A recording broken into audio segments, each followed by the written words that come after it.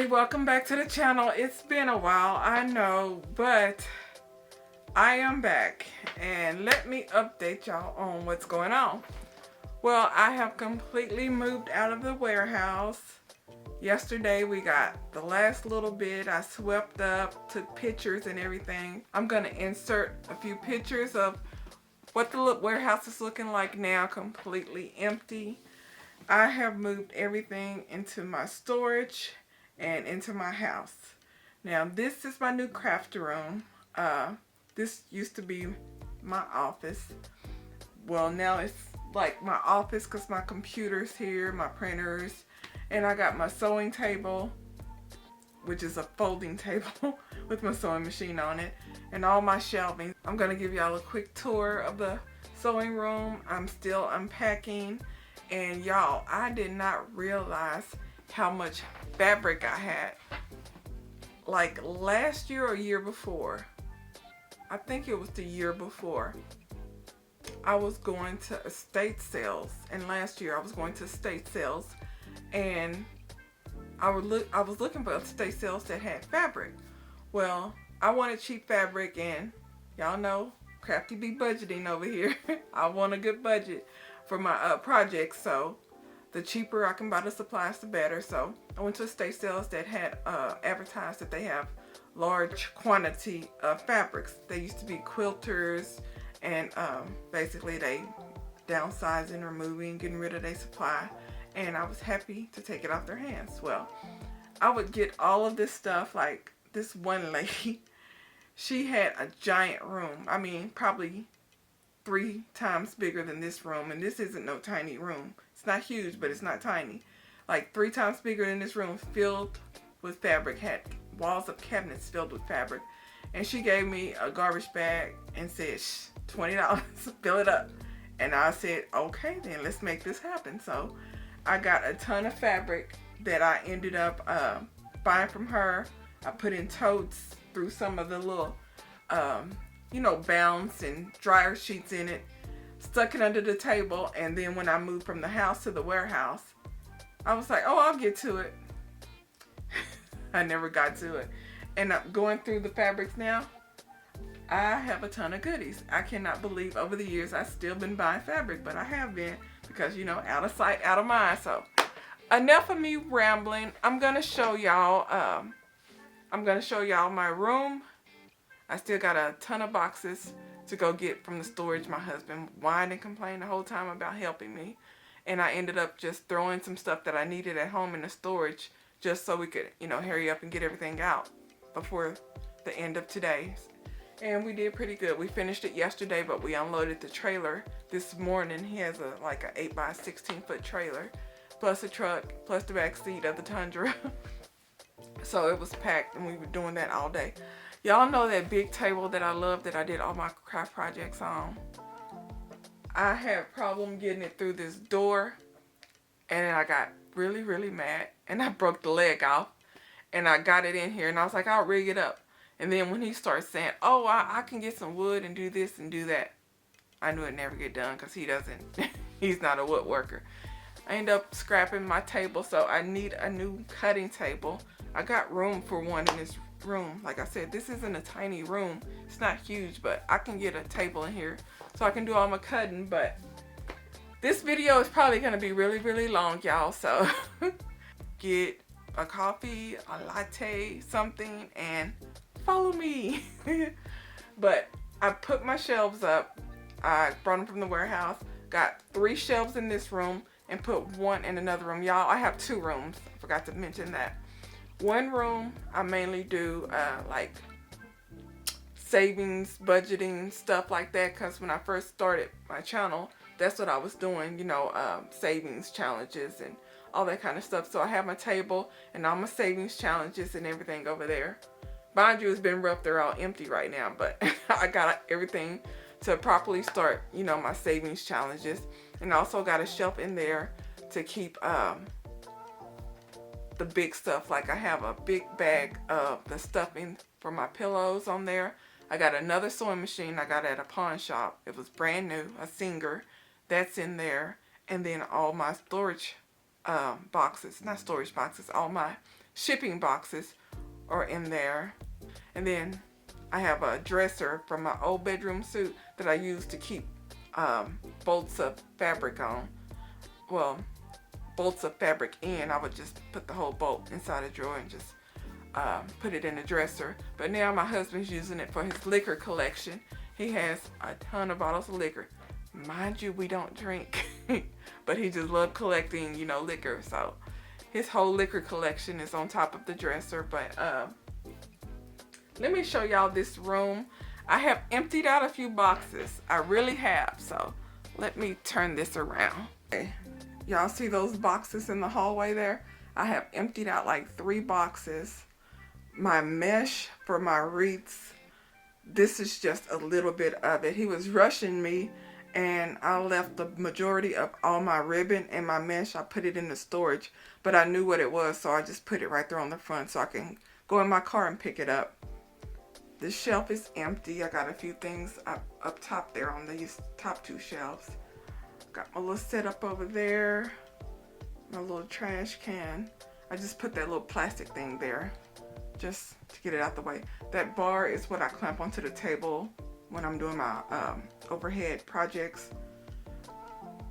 Well, my projects and the camera can be mounted overhead. This right here is some of my fabric. I got them on the, you know, those comic book boards. Taylor Rose, I love her channel. She was, when I first started sewing, she was like, oh, I just get these and wrap my fabric. I'm like, okay, cool. Got some, works perfectly. And I had to order some more. I wanted some more of this size, but this one's a little bit thinner, but you get 200 of them, I think. No, 100. And they were a little bit thicker than the other ones. Got these off of eBay. You know your girl don't mess with Amazon at all. And I have this box here. Got all my thread over yonder.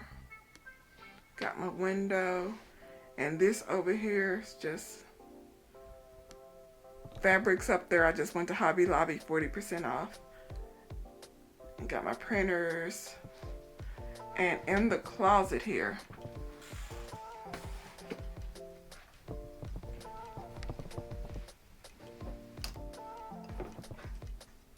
I got some ribbon on that. And then I got fabric in those 2 totes there. So, y'all, I'm getting it together. I'm getting it together.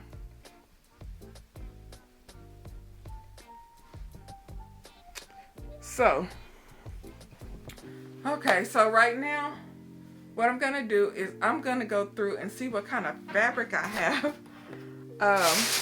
When I went to that estate sale, I was just grabbing all the pretty fabric. This right here, these are all the holiday fabrics I was grabbing. Christmassy. This one here looks like St. Patrick's Day. And then a lot of this stuff here, a lot of the fabric is vintage fabric. And when I say vintage, I mean from like the 80s, early 90s. Look at that, candy cane stripes. Oh, I'm gonna use this one. This one's pretty. Red with the little polka dots. And then here's some more Christmas fabric. Y'all see this? There we go. And this is an old dress of mine. I couldn't fit it, but I think I might be able to fit it now. I lost a few pounds. I was gonna turn this into some scrunchies. And then this is just like a little scrap piece. But all this I got from the estate sale. And I was like a kid in a candy store.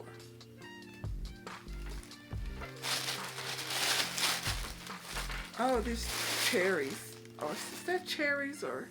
No, I think those are little ornament balls. Thought they were cherries. And I must apologize for this lighting, y'all.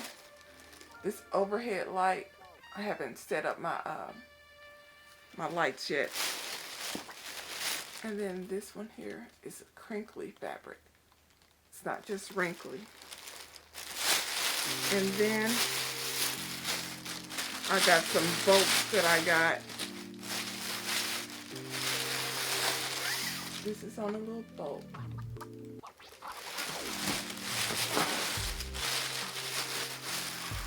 Everyone should have seen this already from Hobby Lobby. I think those are big daisies, black and white. And then this is just an orange fabric. So that's just what I got in this bag. Let me start going through this tote right here. Okay, y'all. This one is a really pretty and soft purple and white lines here. Nice big piece. And this here,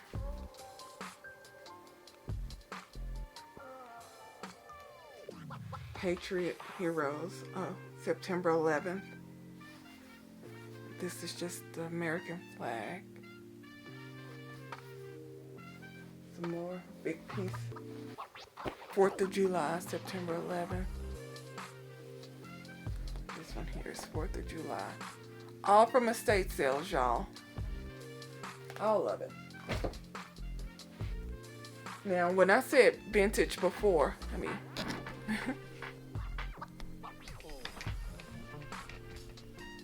now when I said vintage before, this is what I meant. These kind of patterns. This looks like it's from like the 80s. And some of them had, you know, at the bottom, like this one right here. This one is vintage.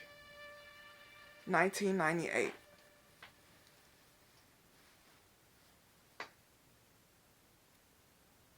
Y'all see that? It has their year printed on it. And this is pretty. Classic cotton. 1998. 100% cotton. That's pretty. And then this here. This one is.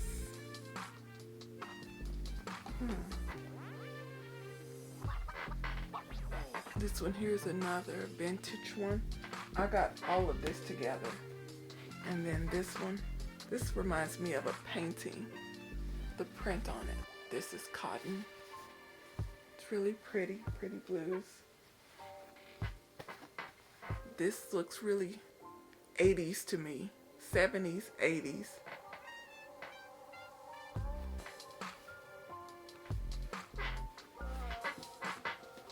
Now this really looks 70s, 80s. Now some of the projects I was thinking about making with these were maybe some aprons for the house and also for the garden. Christina's Home Affairs, she had a video that I saw a couple of weeks ago on how to make a garden apron.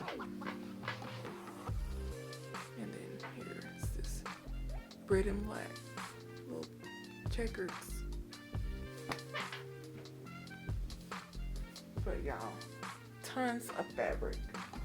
If I made projects out of these though, it would be like limited edition because there's no more of this fabric. Just a solid red. There's no more. I just got pieces here and there. Mind you, the pieces are maybe a yard or two. And then this, I've never seen this kind before. This has that, but big strawberries. I don't know what kind of fabric this is. But, oh, purple. I'm not going to show y'all everything because this video will be hours and hours long. But here's a purple. It's like a little purple pile.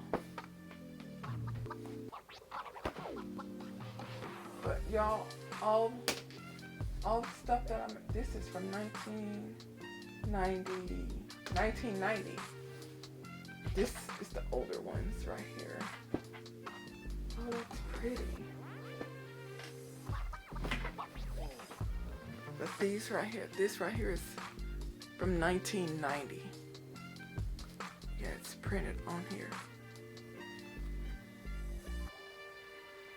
I can see that. And this one here.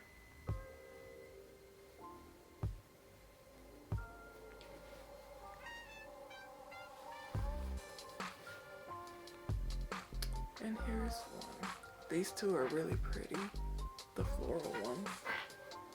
But y'all, I have a ton of fabric still at the bottom of this one. Oh, that's pretty. I can do this all day. Look at that. Well, everything that I would make would have to be like limited, special. So I'm gonna do a whole video, ASMR style, of me just putting all of these on boards, adding them to my shelf, because I have a lot of fabric. Plus this whole box, I got all of this from a estate sale also. Sorry about the beeping, y'all. I'm gonna go turn it off. That's my little pizza. Oh, I hope it tastes better than that other Quest pizza I got. But all of this fabric here is from an estate sale. Let me go turn that off. Okay, y'all. I have a ton of fabric. And if y'all are interested in going through all my fabric with me, you know, I can show you what it is and tell you about the potential projects and me putting it up on how I put it on my boards and organize it. I can do a video on that if y'all are interested in that. A couple of things about the channel and what I'm doing. I have to change my name, y'all. Last year I had said that if I was gonna get more serious with Crafty Bee, that I was gonna basically you know, get a website, build up my Etsy, my web page, business cards, set up at these events, really brand it. I started doing it at the end of last year with the sign and the business cards and my little hang tags for my scrunchies and everything. So I was really gonna start up this year pushing it, but I'm really planning on doing this you know, full time pretty soon. And I'm basically just gonna jump in, work my butt off and pray. I hate my job, y'all. I hate my job so bad. So I started looking up, you know, because I didn't want any issues down the road after I really start building and branding everything, you know, just across the board. Well, I put in a search for Crafty Bee in the, you know, U.S. trademark website, you know, basically to find out if someone else owns the name. Nobody owned Crafty Bee Budgeting or Crafty Bee, but Crafty Bee Creates has been around since like 2016. They had it trademarked, filed their paperwork, it's active, and I don't want to get sued, y'all. So on YouTube, just Crafty Bee, just doing my crafts because, you know, it's just a hobby to kill time, keep me busy, something I like doing, mainly sewing. Then it turned to sewing and wreaths, then mainly wreaths. And then I was like, I really miss my sewing. So y'all, sewing is what I love to do. I'm still a beginner. I know I am. I say I'm a beginner because of the machine and the things that like professional sewers do. I don't do that. I'm more of the wing it type, I'll figure it out type, learn on my own type. So I mainly, when I learned how to sew, I went to YouTube University and I just started watching video after video. And me, I'm a try type. I can't just watch videos and, oh, I know that. Nope. Oh, get a sewing machine. Check. Bought that. Do this. Do that. Do that. You know, step by step. That's how I learned. And then I start picking up and, you know, tweaking things. But I can make some stuff that's sellable that I'm really proud of, and I'm my worst critic, I really am. And I've sewn pillows, sold those, very simple to do. Scrunchies, I like burrito method, the OG method, as Taylor Rose called it. She be knocking out those scrunchies. That's her style. She does burrito method also, but her getting long tubes, cutting it, and then turning it into scrunchies, I don't like that look, because me trying to put the label in and to get it, I like it neat, closing up. I cannot get that right for anything, so I'm going to practice more, because doing it just a long tube style and cutting it, adding the elastic and everything, that's the quickest way to make the scrunchies. But I do burrito because it's neater and I love the way they look that way. So that might just end up being my style. It just takes a little bit longer. Can't crank them out like the other way, but that's what I like to do. I like burrito method when I'm making my scrunchies. So I may roll with that one, but sometimes if I'm just trying to crank them out, I might try the other way. I don't know, but so scrunchies and pillows I can make. I can make aprons. All my aprons are adjustable. That's the way I first learned it, and it's easier when you want to, tighten it, loosen it. I make adjustable aprons, and I like my tote bags. I've sold tote bags. I go by what I can sell by what I've sold. I've sold tote bags, pillows, scrunchies, and what other one? It was something else. I've made aprons for me, and I've had like maybe 2 of them that I take to events that I haven't sold, but I mainly lanyards. I've sold some lanyards. I'm gonna revamp my design for the lanyards, but I've sold lanyards, scrunchies, pillows, tote bags. The bows, I have been thinking about bows for over a year, and I got everything to make the bow. So I'm going to make a bow to see how long it takes, how much fabric, all that stuff, and see what it's looking like, because I really would like to add bows and also the makeup bags.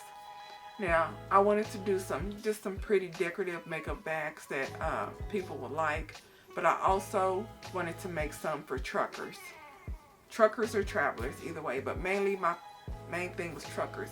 Been trucking for 20 years, and sometimes when you just running in to take a shower and everything, you just want everything in that one instead of a backpack with different compartments you got to go through. So they have toiletry bags, but I think I can do it better because I know what a trucker wants, because I'm a trucker and I know what I want.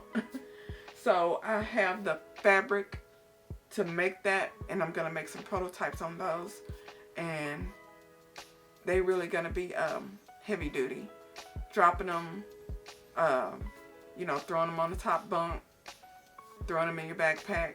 So it's going to be thick material, easy to clean off, heavy duty type. The thing about it though, it's my sewing machine. I have a brother sewing machine. It embroiders and it also sews. It's not an industrial one, and whenever I would do like a couple of layers of jean with some thick fabric or anything, or thick what do you call it? I can't think of it. The interface, I can't think of the name of it. My needle would break, or it would go in there and it would get stuck. So I don't have a heavy duty machine. Those Jukies seem like that's what it is when it comes to heavy duty. Everybody has them Juki. But as I said, I want to start this. I don't have that kind of money to be buying one of those. And until I start, making my projects with what I have, seeing how they sell, build up to it, I can't invest $1,000 in a Juki. I really, really want one. But I can't do that. So what I'm going to do is work what I got. Hopefully, I'll be able to make the kind of trucker tote bags. Well, trucker toiletry bags, shower bags that I want, you know, to keep all your flip-flops, your shampoo, body wash, deodorant, you know, all the stuff you need to go to the bathroom, take a shower, and, you know, get your day started or finishing out your day. So if I have to basically use the thinner material just to see, you know, what it's gonna look like, basically a prototype, I might have to do that if the material that I have can't be sewn with the machine that I have. But I also got that Singer in there. I'm not sure if the Singer is better than this one. I need to look it up. It's brand new still. Got it from the pawn shop. So I want to see if that one is stronger than the Brothers, if I have issues with the Brother. That's my plan, but I also have a few other projects I want to do besides the bows. I want to make different kinds of bows. Some with the satin, some just the cotton ones, some with tails, some without tails. I'm going to revamp my wristlets. I want to make some makeup bags, some laptop bags, and some just like little coin purses. I have made, I think, 1 or 2 projects with zippers, but I also want to start making more projects with zippers instead of Velcro or those little plastic buttons. I just want a higher quality of product if I'm planning to, you know, really push this and sell this. Making stuff for me, the little cheap stuff, you know, kind of, you know, a few threads here or there for me, I'm fine with that. But trying to sell it, you know, it needs to be presentable. It has to look, you know, like quality product. And also my wreaths. I'm still going to do wreaths. There's some holiday wreaths that I'm going to make for Memorial Day, 4th of July, and then of course some holiday wreaths. But right now my main focus will be my sewing projects. So y'all, I know my channel really started growing when I started doing wreaths. So if most of y'all are here because of the wreath projects, please stick around to see some of my sewing projects. Also, if you're not interested in wreaths, I thought about making separate channels and all that. I'm just gonna label it. So if I'm doing a sewing project, I'm gonna put on there, you know, sewing, so you'll know it's sewing. If it's a wreath or home decor, I'll put that on there. So you can stay on the channel. Just if you're not interested in the sewing video, then you'll know it's sewing, so you don't have to watch it. I wish you would, but you don't have to.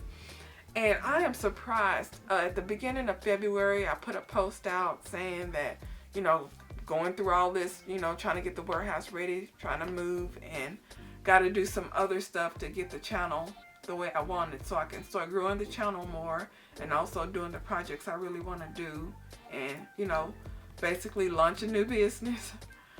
And my channel's been growing still.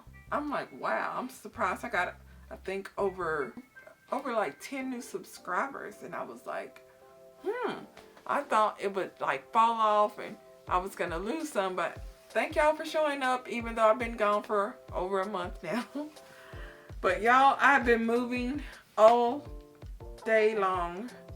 I just finally, after I picked up my groceries, sat down. I still need to eat though. I haven't ate anything. And it is after 1 o'clock. So I'm going to also need some help with my names. I have been thinking about going back to the name I had way back in like the early 2000s, late 90s. First thing I actually started trying to do was sell candles. Didn't know anything about testing, was having some issues. Did not know about testing candles until like a couple of weeks ago when I heard someone like, yeah, when you're doing candle business, you gotta test it for 6 months. What? What you mean test? Test what? I put it in there, it smelled good, it looked pretty, I sold it.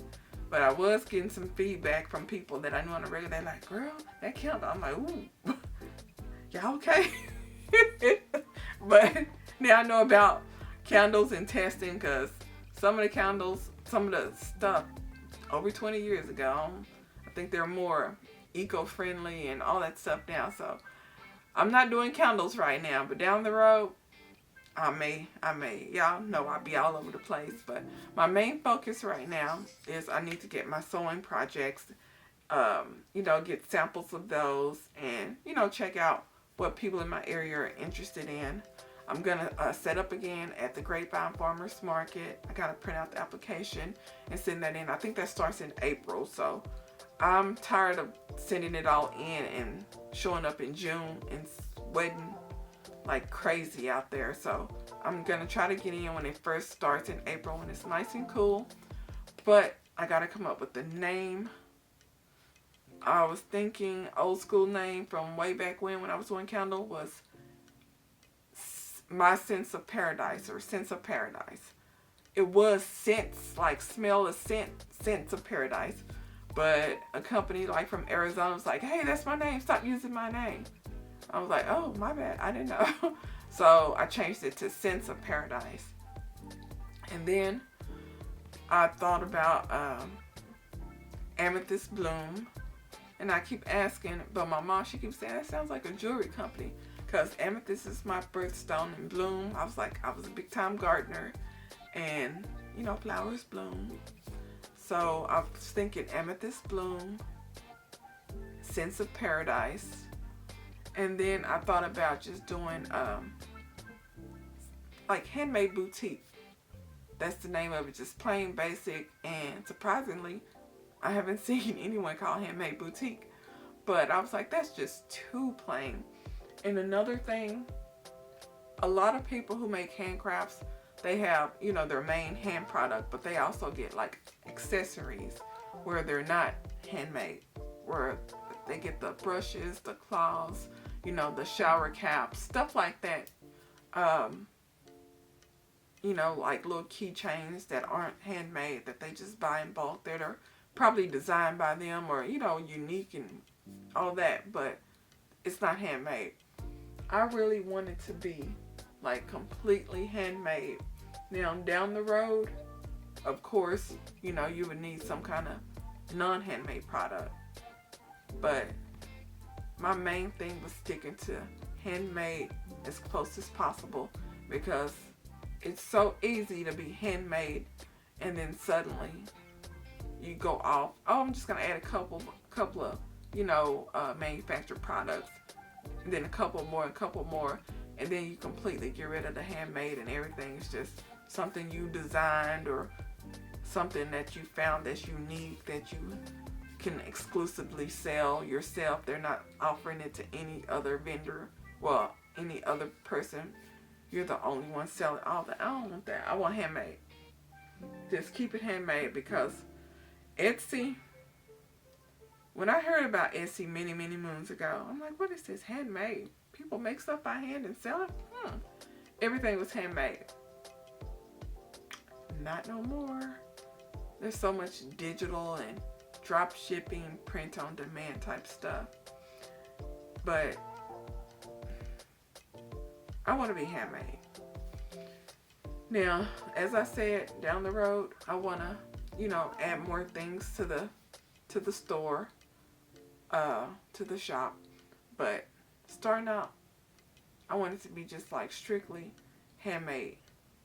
If I grow and need to hire people, still handmade in shop, my design, handmade.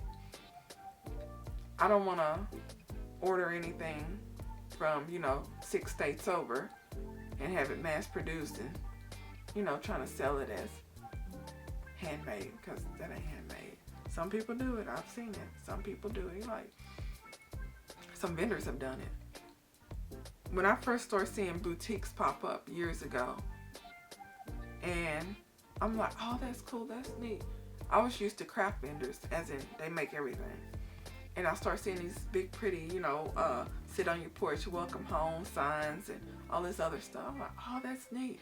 I was like, did you make this? This is so cool. I never seen this before. Yeah, I made all this. I made everything. I'm like, okay, cool. And I believed her. Then I was walking around and I said, oh, I really love this. This is so pretty. And I was looking up front and I'm like, how did she do this on the back? On the back, made in China. I'm like, picked something else up, looked at it, made in China, made in China. I'm like, oh, she lied. Okay. Maybe she thought I wouldn't let her in or something if she wasn't, you know, handcrafted or something. I don't know. But boutiques have whatever they put together. You know, it's unique to them, and you know, we accept boutiques, no problem. That's fine. But what she lied for? I thought she had did that by hand. She did not make that by hand. It said made in China. And when I say maybe she thought I wouldn't let her in it. I'm a event coordinator too. You know, I put on craft shows, and vendors, you know, come to our events set up and everything. But before I started coordinating, I started doing events in 2016. Before that, I was doing kettle corn. I was a kettle corn vendor and was going to set up at all the different events selling kettle corn. I had the whole giant machine and the trailer, and you know, I was getting all my supplies from Ace and ordering all these different flavors. You know, I was doing it up with my kettle corn. Those kernels have left permanent scars on me. They have left permanent scars on me, but I miss the events sometimes. I do. It's just the setting up and the breaking down. I don't miss that.